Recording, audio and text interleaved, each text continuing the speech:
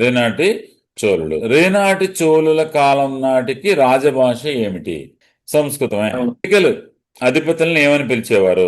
ఆనాడు కమ్మరాష్ట్రంలో ప్రముఖమైన ఘటిక ఏది? దాని అధ్యక్షుడు ఎవరు? దాని ఘటిక సామాన్య ఎవరు? మండశర్మ. ఏ యూరోపియన్ ఇండాలజిస్ట్ అంటారు, లాంగ్వేజ్ మీద బాగా పరిశోధన చేశాడు.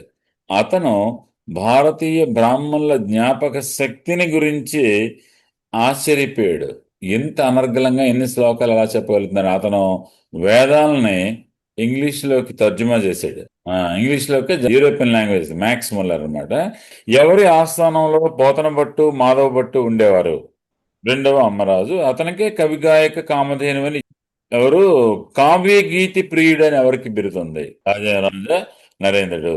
చాళుక్య యుగంలో ప్రధాన భాష సంస్కృతం అయినప్పటికీ చాళుక్యుల కాలం నాటి సంస్కృత భాషా పండితుల గురించి మనకు ఎటువంటి సమాచారము లేదు. Is it right are wrong? అదే ఏంటి అనేది మనకు తెలియలేదు అనేది అనమాట. ఓకే.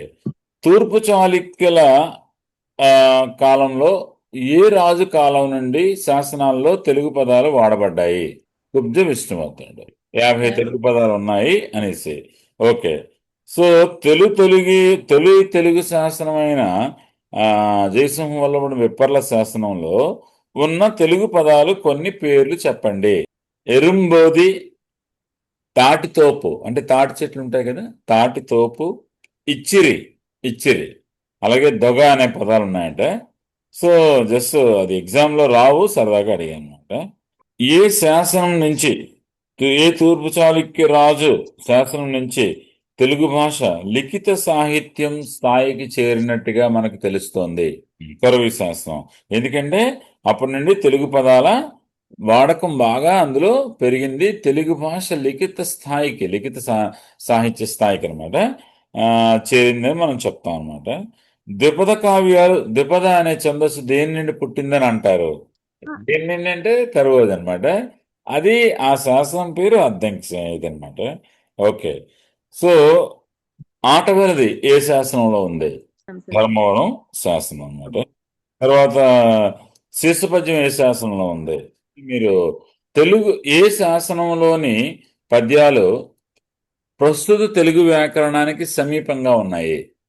ఏ తూర్పు చాళుక్య శాసనంలోని పద్యాలు ప్రస్తుత తెలుగు వ్యాకరణానికి సమీపంగా ఉన్నాయి? అంటే వ్యాకరణం, పద్యాలు కాదు, వ్యాకరణం అన్నమాట.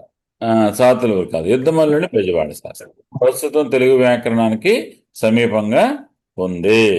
సో నేను నన్నయ్యకు పూర్వము తెలుగు సాహిత్యము ఉందనడానికి తూర్పు చాళుక్యుల కాలం నాటి నిదర్శనం ఏంటి? ఎవల్యూషన్, పరిణామం అంతా మనం చూస్తాం కాబట్టి అది ఆ పాయింట్ అనమాట. ఆంధ్ర మహాభారత రచనలో నారాయణ భట్టు ఏ విధంగా సాయం చేసాడని నన్నయ్య చెప్పుకున్నాడు.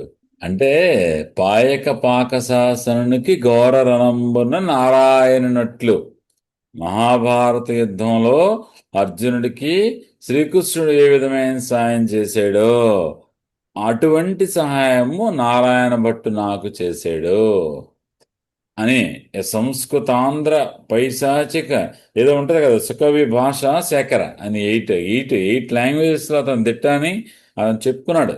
అందుకు అతను హెల్ప్ చేసాడు. అంటే ఆనాడు విద్వత్సభలు ఉండేవి. ఆ విద్వత్సభల్లో అందరూ తెలుగులో రాయడానికి నన్నయ్య గారు ముందుకు వచ్చేసరికి ఆ సంస్కృత పండితులు, రకరకాల పండితులు, అన్ని భాషల పండితులు ఉండేవారు.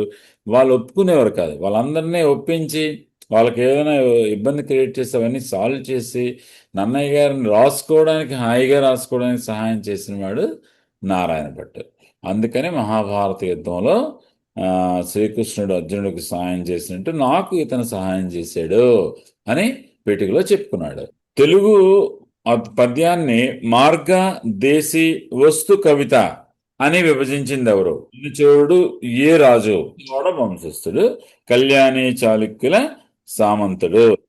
సో తెలుగు సాహిత్యంలో మొట్టమొదటిగా జాను తెనుగు అనే పదప్రయోగం చేసింది నన్నచోడు. అలా లభ్య గ్రంథం ఏంటి?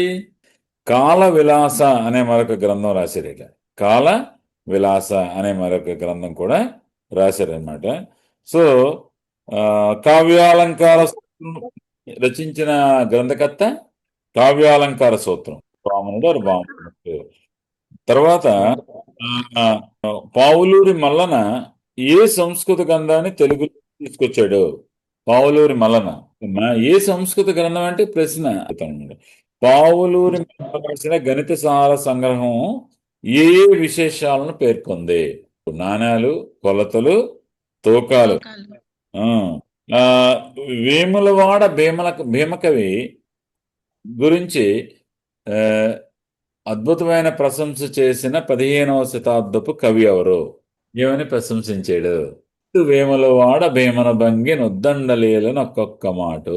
ఉద్దండలీలలు ఉద్దండంగా చెప్తాడట వేములవాడ భీమకవి. ఉద్దండంగా.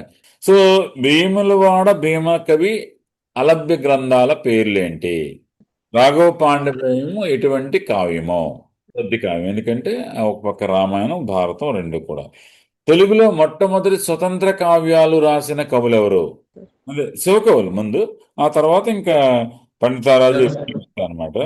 ఆ తొలి తెలుగు శతకము, తొలి తెలుగు పురాణము, కండే పురాణము మారని రాశాడు. తొలి తెలుగు కథ, కథానికారి కథ దిద్దుబాటు ఎవరు రాశారు? తొలి తెలుగు నాటకం, లేకపోతే మంజరి మధుకరీయం గాని పోరాడు రామచంద్ర శాస్త్రి గారు. మధుకరీయం అవుతుంది. తొలి తెలుగు నవల రాజశేఖర చరిత్రము. పాల్కురికి సోమనాథుడు ఆ, పేర్కొన్న జానపద గేయాలు ఏంటి? ప్రస్తావించిన జానపద గేయాల పేర్లేంటి? తుమ్మిద పదాలు, గొబ్బి పదాలు, వెన్నెల పదాలు, ఇవన్నీ అక్కడ. సో మనకి అంటే ఆంధ్రదేశంలో సంగీతము, నృత్యము, నాటకాల గురించి ప్రత్యేక గ్రంథాలు లేకపోయినా అవి ఆంధ్రదేశంలో ప్రాచుర్యంలో ఉన్నాయి. తూర్పు చాళుక్యులకి కాకతీయులకి మధ్య కాలంలో, ఆ కాలంలో నుంచి మనకి దేని వలన తెలుస్తోంది? ఏ గ్రంథం వలన? అంటే సంగీతం గురించి పుస్తకాలు లేవు, నాట్యం గురించి పుస్తకాలు లేవు, నాటకాలు అప్పుడు లేవు కదా. కానీ అవన్నీ పాపులర్, అవన్నీ ఉన్నాయి ఆ కాలంలోనే. మనకి ఏ గ్రంథం తెలియజేస్తుంది? సంగీతం, తర్వాత డాన్సులు, నాటకాలు. ఎవరు దీని గురించి ప్రస్తావించాడు? పండితారాధ్య చరిత్ర. పాల్కురికి సోమనాథుని పండితారాధ్య చరిత్ర. సంగీతంలో ఆ, ఎన్ని ఎన్ని రకాల పరివారం ఉండేది తూర్పు చాళుక్యుల కాలంలో? 72. ఓకే.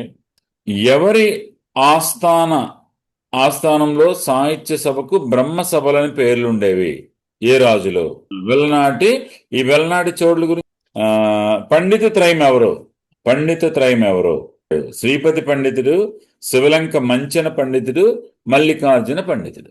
శివలంక మంచిన, మల్లికార్జున పండితుడు, శ్రీపతి పండితుడు, పండిత త్రయం అన్నమాట. ఈ తూర్పు చాళుక్యుల కాలంలో మనకి కొన్ని క్షేత్రాల్లో తిరణాలు జరిగేవంట. ఆ తిరణాలు ఎక్కడ జరిగేవి? పోరా, ఇంకో రెండు చోట్ల చాలా ఫేమస్ టెంపుల్స్ అంటే, ఒకటి గుంటూరు జిల్లాలోని కోటప్పకొండ, ఇంకోటి కృష్ణా జిల్లాలోని శ్రీకాకుళం. ఈ రెండు చోట్ల కూడా పెద్ద తిరణాలు జరిగేవి. పండుగలప్పుడు జరిగేవంట. అప్పటి నుంచి ఉన్నాయి ఈ పండుగలు, ఈ పరసలు, ఈ తిరణాలు అనేది మంచి పాయింట్. తర్వాత ఇది శ్రీకూర్మం, మొక్కలింగం, సింహాచలం, ఇవన్నీ మనం చెప్పుకున్నాం. ఓకే.